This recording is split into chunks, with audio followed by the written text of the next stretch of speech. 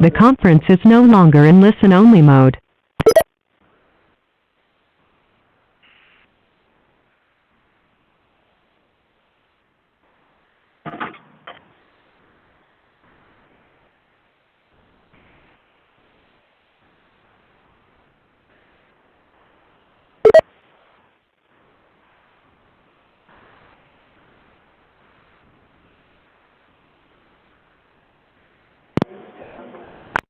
The conference is no longer in listen-only mode.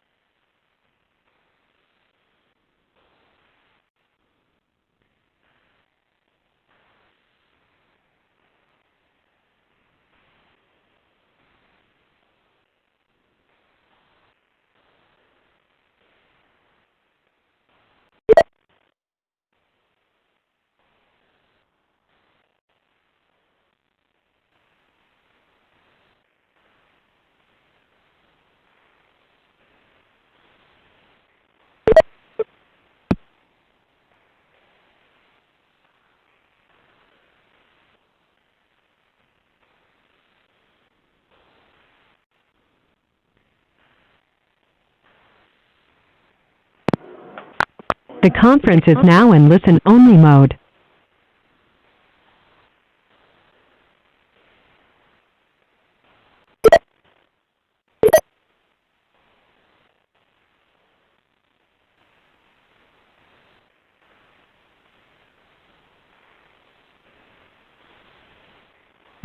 Good morning, everybody.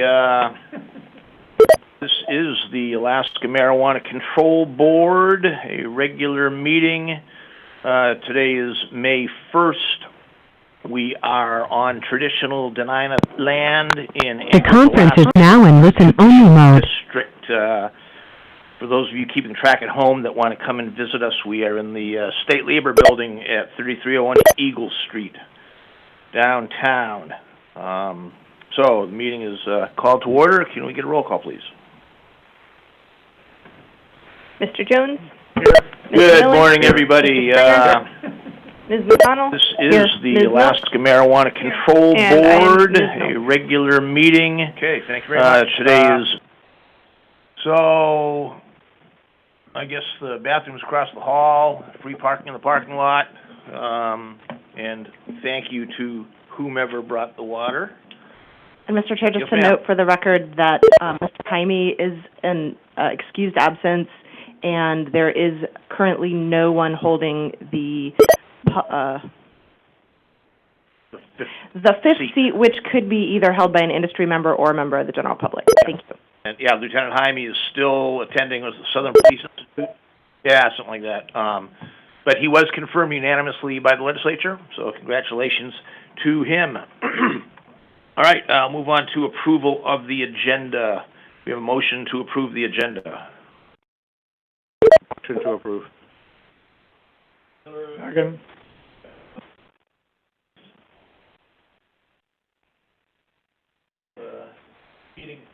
Mr. Bob.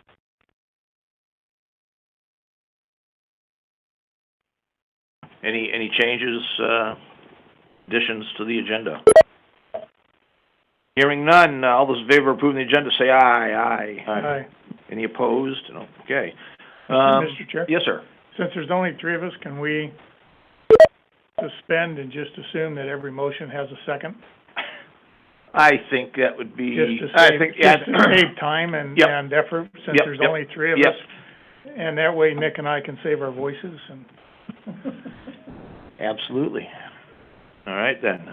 So is there a motion to approve the minutes of the February 2022 meeting? So moved. And so all those in favor of approval say aye. Aye. All right. Go board governance, Ms. Milks.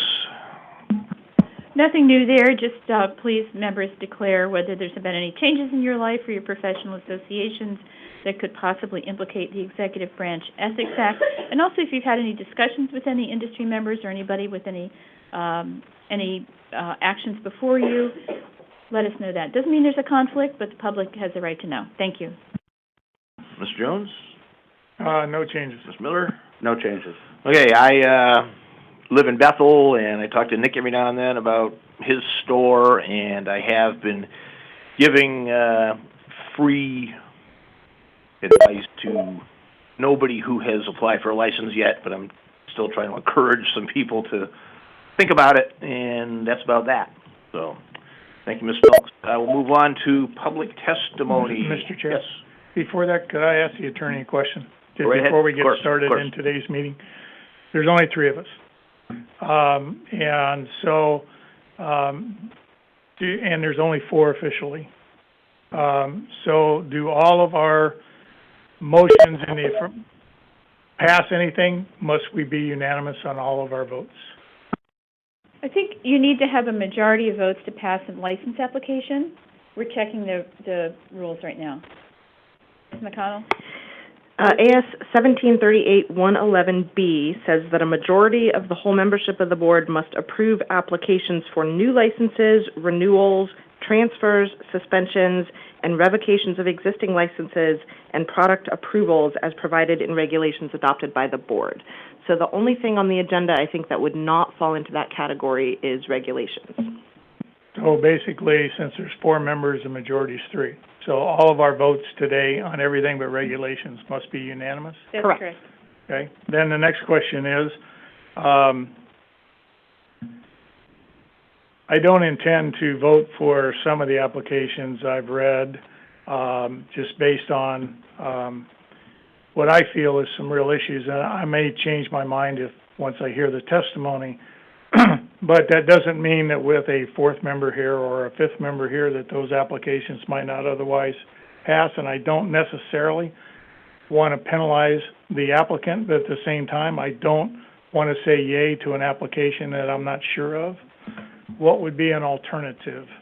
Well, I think that, thank you for those comments. That's good to know. My suggestion would be to listen to the testimony, and if there's any question at all, it can be tabled to the next meeting when you have 4 members present. Or Okay. 5, but at least 4.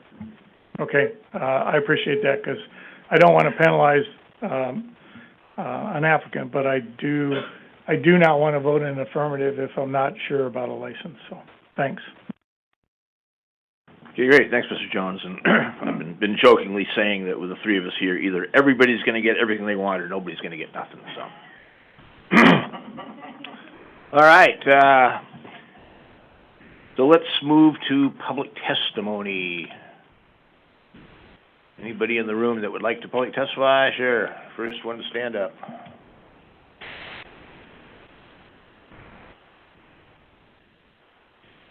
Line up, and public testimony is for issues not on the agenda and not proposed regulations. So go ahead and push the button until the red light comes on, and try to speak into the microphone and introduce yourself to us. Bring your mic. Oh, there you go. Good morning. I'm Dr. Jennifer Waldrop Gray with Gray Chiropractic Health Clinic. And I'm Dr. Charles Gray, also with Gray Chiropractic Health Clinic. We're owners and operators of the family business. So what we are coming to talk to you about today is the license that was approved at the last meeting. Gray Alaska Kush Company, owned by Kim Cole. Marijuana license number 10190, business license number 1033606, Alaska entity number 1003627. That's the one I'm addressing today. I want to address this because it continues to affect my business with her build-out, putting signage up. We are losing patients from our business with the progression of her business. We have lost families, children, athlete patients due to the public notices posted on her front door. Myself, my wife, and staff have had several patients directly say to us that they can no longer come to our office with a marijuana shop moving in next door. This negatively affects my business livelihood, and the ability to serve our community in the capacity we have for 10 years. At the last Marijuana Control Board meeting, the board made an approval decision without a complete file due to missing objections that were certified mailed and signed for by the AMCO board. When I called AMCO after the last meeting to inquire where the missing objection letters were, Campbell, who answered the phone, was the one who signed for them, but had no idea what happened to them. He told me the only way to get answers was to send an email inquiry to marijuana.licensing@alaska.gov. I have emailed that email address many times since 2017 with multiple questions.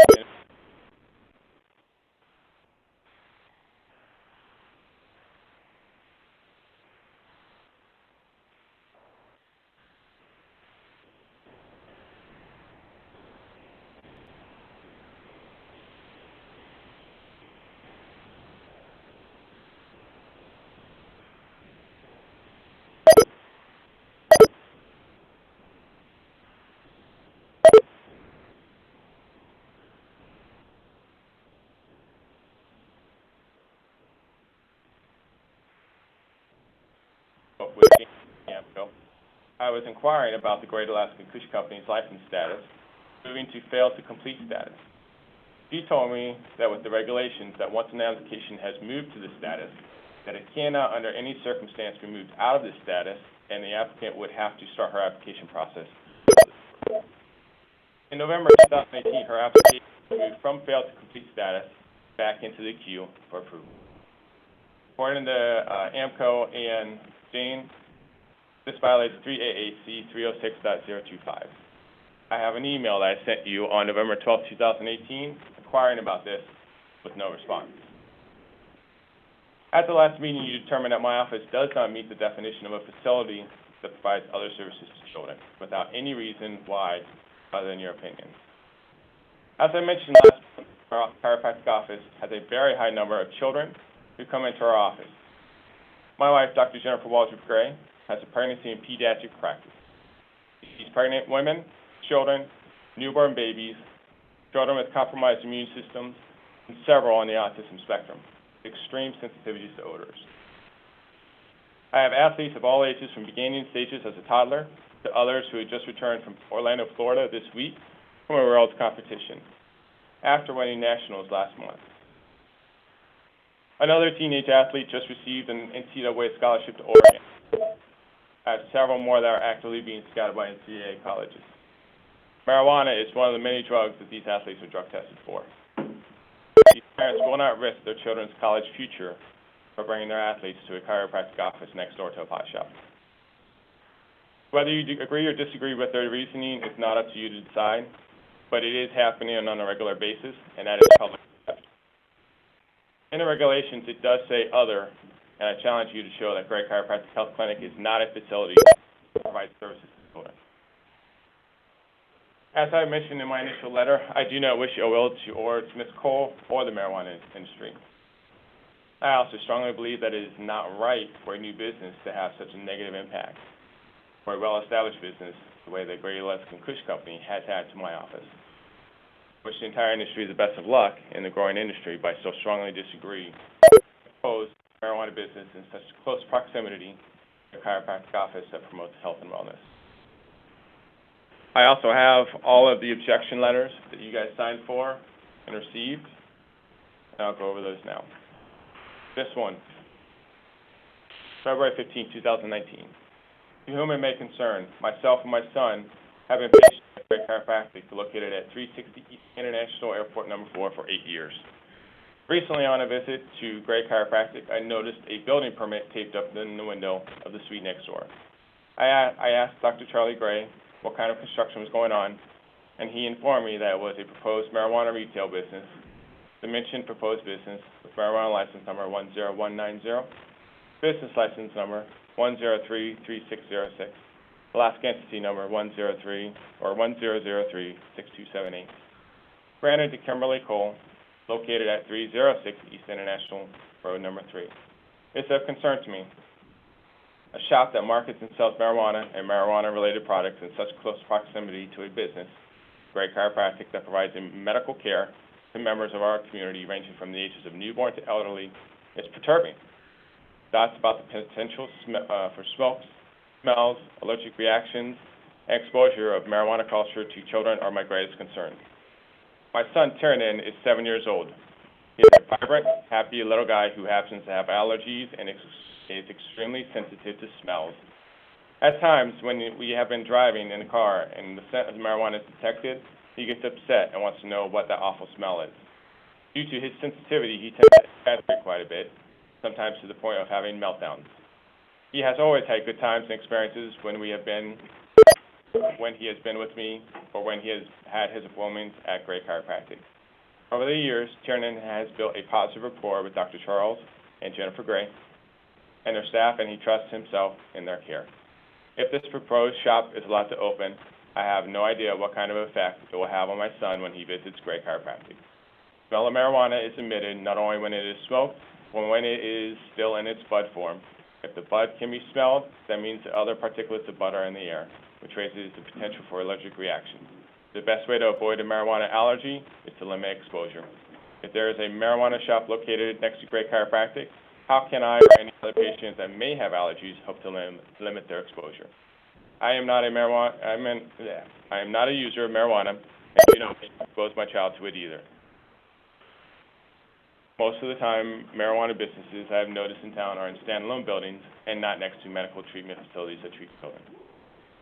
Grant Ms. Cole the right to have a retail marijuana business next to Gray Chiropractic could be detrimental to the health of vulnerable members of our community. As a concerned patient, mother, and community member, I ask that you do not grant Ms. Cole permission to open her retail marijuana business at 360 East International Road, number 3, Nicole Cup. Okay, Doctor, thank you. I have a bunch more I can show you. Yeah. And these are all that you should have had. You can, why don't you just give them to us? If those aren't the only copies you got, we'll find out where the originals are. And I have see what's going on with that. certified letter that your office signed for. Yeah, I see you've got the photo on there. So thank you. I appreciate your concern and your issue here, and thank you for bringing it up to us. And I can't say that necessarily there's anything we can do about it. Certainly not today. But so what is your next step then at this point? Well, the license was approved 3-1 at the last meeting. Yep. And we don't really have a mechanism legally to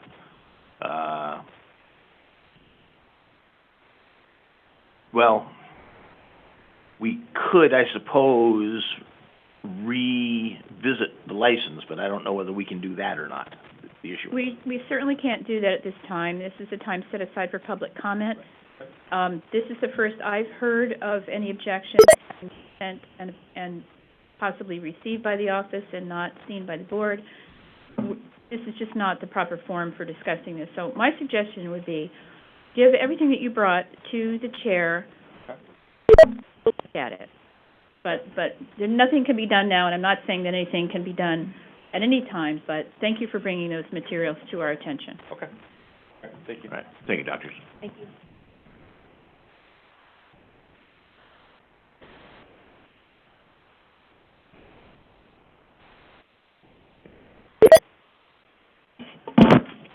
Okay, next.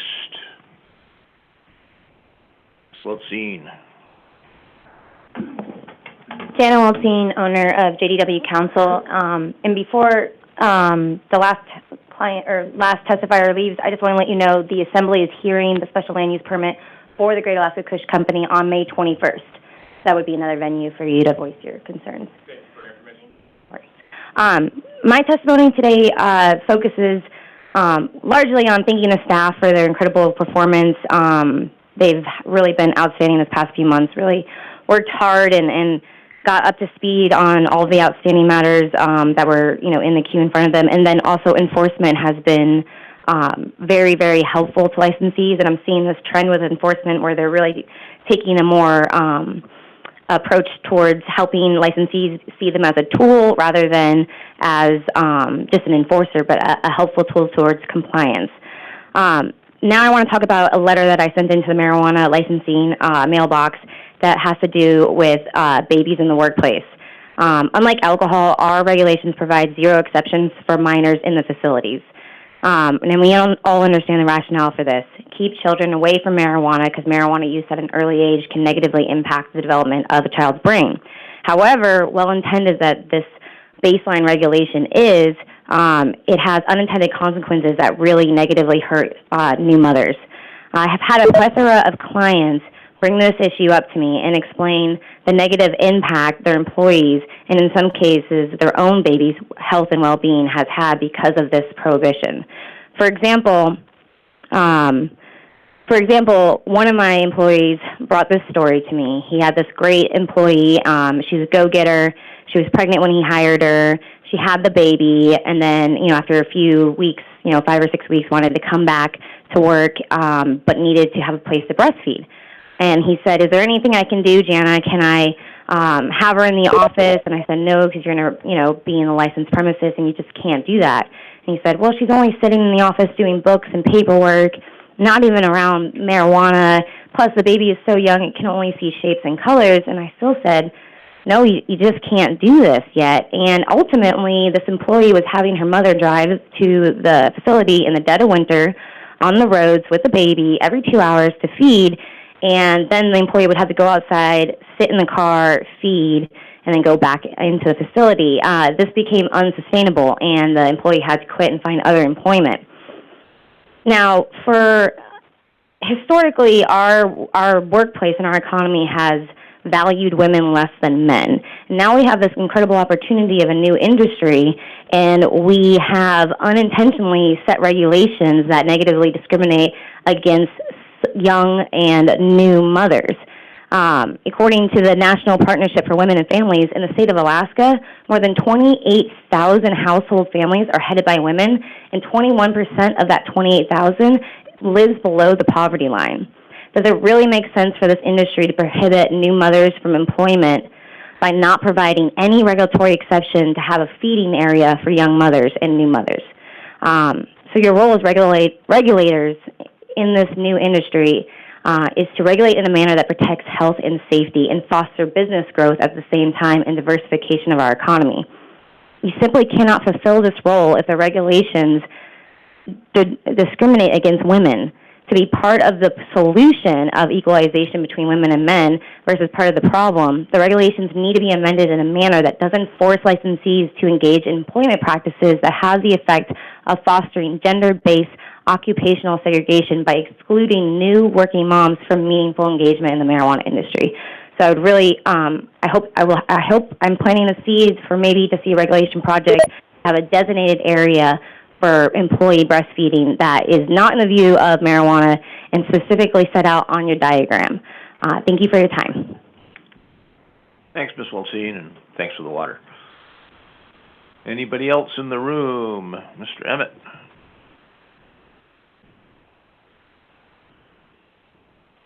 Good morning. Morning, Mr. Chair, members of the board, staff, enforcement. I'm here today representing the Alaska Marijuana Industry Association as the industry president. I'll be giving my testimony in that capacity. I would like to echo Ms. Weltsine's sentiments about allowing children, specifically between infancy and grade 1, to accompany their parents into the workplace.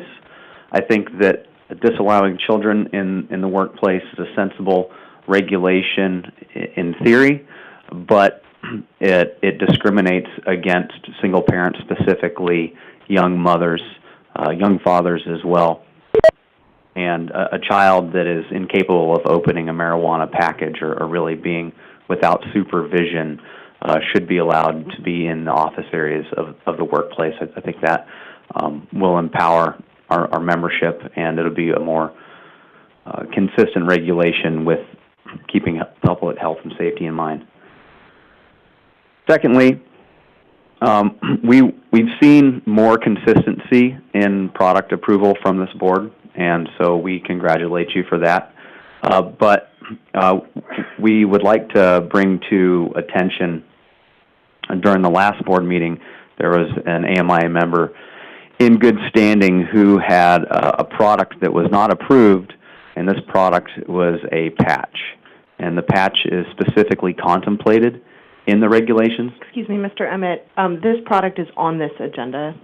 Oh, it is? Okay. Strike that statement from your minds, please. Okay, I'll move along. The AMIA would support the formation of a transportation committee. Significant transportation issues remain in the industry, specifically issues such as overnighting product, a potential license for hubbing purposes. Currently, there's no license type for a hub, but certain license types could be used for a hub even if they weren't loaded out for their specific license purpose. And then again, the ability for backflow of product where applicable should be allowed. And final statement, we're going to D.C.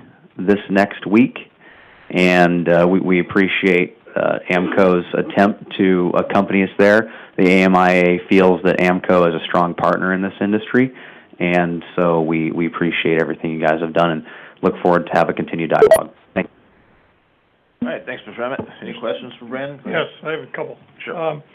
In terms of backflow, two things come to my mind in terms of backflow, and I wanted to figure out if you were asking about both or only one. One would be if you're a business and you have a product delivered and you reject that project or you reject that delivery. I assume that the delivery was in Anchorage and the product came out of Fairbanks. Whoever was delivering it would have to return it to Fairbanks, and I'm not sure how that gets done. That's one. And then the other backflow that we've always talked about is waste from like a retail or manufacturer going back to a cultivator if all businesses are owned by the same person, or same business. You can't take product from retail back into cultivation to destroy it with the rest of the cultivation. So those are the two instances I think of a backflow. And am I correct, and is that what you're addressing, or do you have other?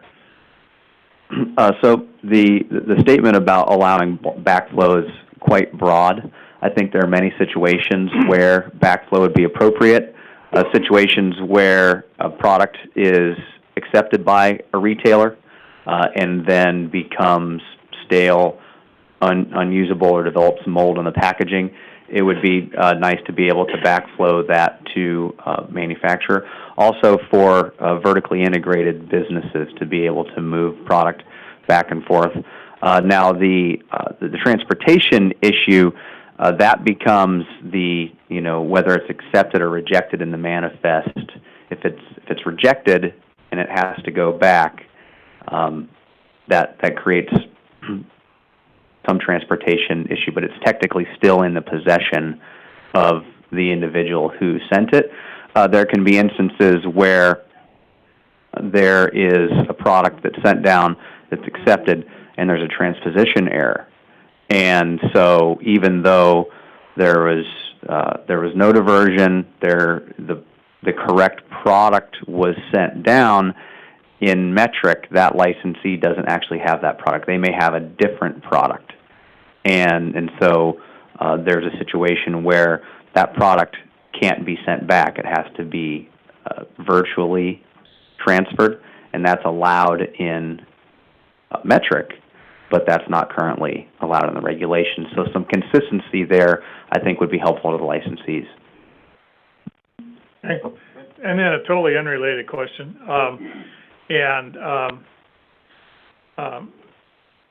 Week ago, I guess it was last week, the Top Hat concentrate, several months ago became a member of the Juneau Chamber. They actually made a presentation at a chamber lunch, like any other business would. I found that fascinating, that it's either Sodom and Gomorrah is here, or you guys have really come in mainstream. But progress. But one of the issues that came up that I did not get a chance to address with the person who made the statement, because I had to leave for other meetings, but she is, I think, vice president of your organization. And previously, the chamber had a presentation done by a woman out of Colorado, very, very negative about marijuana, very negative about the impacts of marijuana, very skewed statistics. and a lot of pictures of advertising with cartoon figures and all the things that we don't allow. And so the presenter was very clear, we don't allow this. We learned from Colorado. What you heard at the previous meeting, we don't do. But then she made a statement that said that if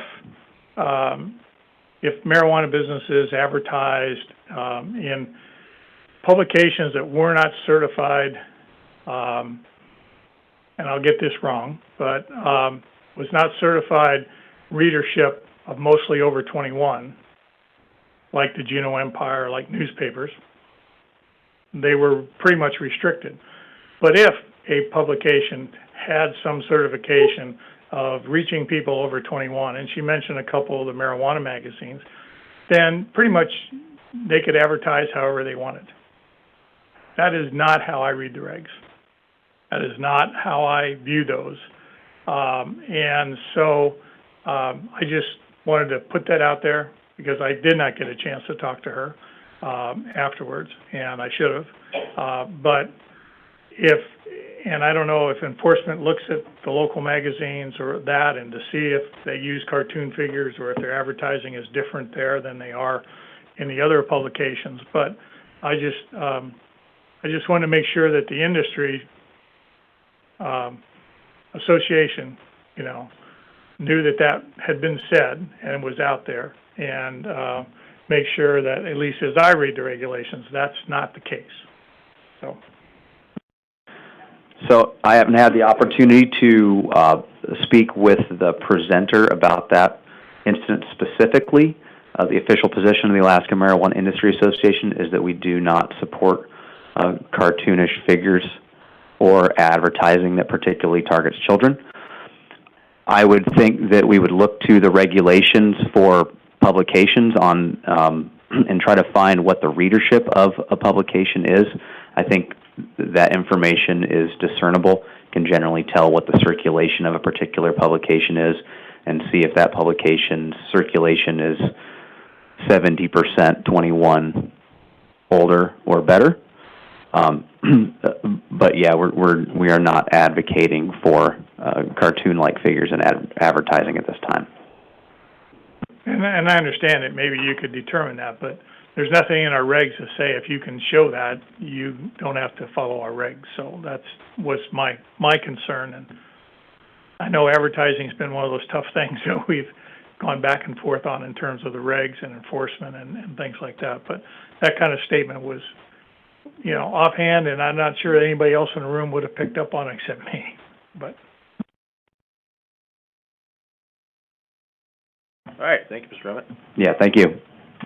Anybody else in the room would like to testify?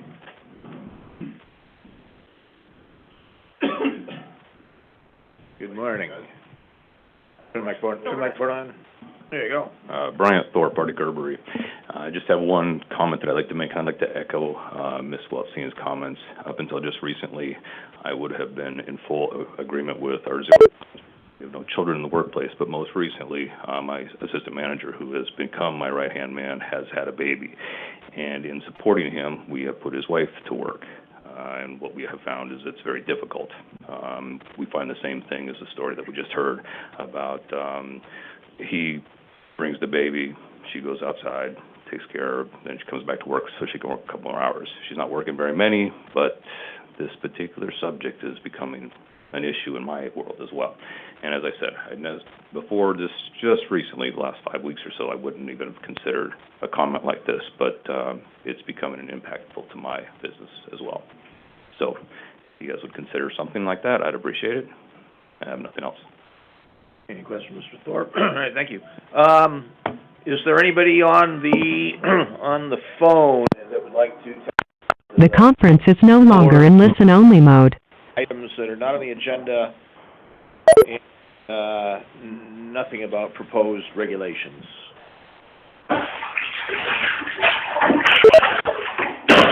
Unmuted phone. Somebody want to testify? Okay,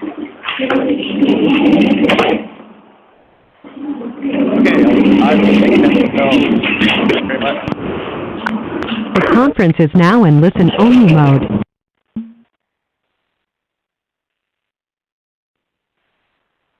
Bet you only get a second round on the call-in show at the radio station in Bethel. It's a great thing about owning multiple hats. Good morning. My name is Brandon Emmett. I am a licensee with FSC Incorporated, a product manufacturing facility in Fairbanks, Alaska. I'll try to keep this brief because you guys already heard some of my thoughts through the AMIA statement. But FSC would like a clarification on virtual transfers and manifests. We think that the process could be streamlined and made easier for both enforcement and the licensees. So we wanted to thank enforcement. We've worked with them quite a bit in recent weeks on some investigations, and we think they've been very professional. We see enforcement as a partner in the fight against the continued black market. Now, I've made statements before saying that really the only way to get rid of the black market is through economics, and our company still feels that way. But we would urge enforcement to really explore the black market and to start to use some of the social media tools at their disposal to combat the black market, specifically in Fairbanks. I do not view the other concentrate manufacturers who are licensed in this state as my greatest competition. The biggest competition in my company are the black market actors operating in plain view, both in Fairbanks and in Anchorage. They're pretty plain to see on the internet. There are quite a few strategies that could be used if I was a police officer or an enforcement officer to find some of these people. And again, I'm not for harsh penalties for low-level dealers, but there are some sizable organizations out there that could use to be shut down. Thank you. Brandon, how would you, just anecdotally, professionally, we see that the legal industry has done $225 million in sales since licensing started. What would you guess that black market sales in Alaska are on all products? Is it comparable? Is it less? Are they still beating the legal industry? Just generally. I would say it's about 1 for 1. Okay. So the flower market is becoming dominated by the legal grows as the price drops and legal tested product proliferates. It's starting to become quite competitive. The concentrates market, it's not even close. The black market concentrates industry is just really kicking our butt. For lack of a better term, it's cheaper and it's so easy to get. And a lot of it has to do with the difference between the cost of growing marijuana in California and the cost of growing marijuana here. But there are still very many in-state actors, and they sell marijuana concentrates for about 50% of the retail price. And that's something that until we get a more efficient tax structure and until some of these people are either put out of business or decide to go out of business, it's going to be a real struggle. All right, thanks. Any other questions for Mr. Emmett? Okay, thanks, Brandon. Thank you. Where's your tie? I got the shades instead. There you go. Anybody else in the room that would like to testify? Seeing none, we will... Sorry about that. Yeah. Gotta stand up faster.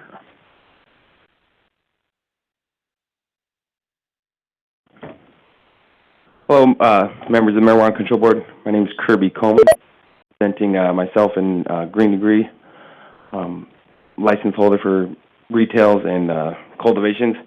So just wanted to ask a couple different requests for definitions that are in the regulations. Some are kind of still left open for interpretation. One of them being recreation or youth center. It states in the statutes here that a recreation or youth center, usually on line B, it says operated by public or private organization licensed to provide shelter, training, or guidance for persons under the age of 21. I think the word guidance or training is really open for really that private organization's ability to prove what, I mean, they could be training or giving for anything, giving guidance. Well, what is guidance? So I think that needs to be closed as far as how that's open for interpretation. Also, I think that there should be a definition for the term school grounds that's not in there, as far as what the state recognizes as school grounds. And I know that each borough and each division has their own definition of what school grounds is. I think that the Marijuana Control Board would behoove them to have their own interpretation. Also, no one asked for too much, but there is a couple regulation projects that I know have been brought up in the past that would like to see come to fruition. One of them is open consumption event endorsement permit, something where a special event permit where it's a 21-plus event that's structured strictly for 21-plus people at a private setting. That would be, there would be, consumption would be legal. I think that that's something that could come down the pipeline. I know that other states allow it, and they're in, cities allow it on events that they held down in the states. With that would be like mobile vending. I know that states allow licensed establishments to sell their product at these events. Or and then also another one is I brought this up back when the industry first started, but juicing the leaves. It's very medicinal value to it, I believe. Right now, there's not really much that we can. Right now, there's no process for us to be able to test a leaf in time. As a cultivator, if we crop right now, well, we have a minimum of 3 days before we can get test results back to clear that batch. In that time, our leaves are either dried up or wilted, no longer worth the value of juicing. If you freeze them, that does away with the value. You can't juice those leaves anymore. So I think that if you were able to transfer untested product to a manufacturing facility, they could juice it. It could be tested then. I don't see the point, as long as it's not going out to the public before it's being tested. I could see that. But as far as being able to do that, I don't see that. I think that we should look at that in a couple different venues, not just juicing leaves. There's been other things like live resin that we would love to do. That's being done somewhat on a format, but not true live resin here in the States, or here in Alaska, I should say. So I think that we should look at a regulation project to allow untested product to go to manufacturers, as long as it is tested before it goes out to the public. That's all I have for you guys today. Thank you. Okay, thanks, Kirby. Juicing leaves. Took me a second to figure out what you meant there. All right. Anybody else? You got 2 seconds to jump up. Okay, very good. Now we'll close public testimony. Is there a motion to go into executive session for the Cannabis Classic proposed settlement agreement? So moved. Okay, and this is for appeal of fines.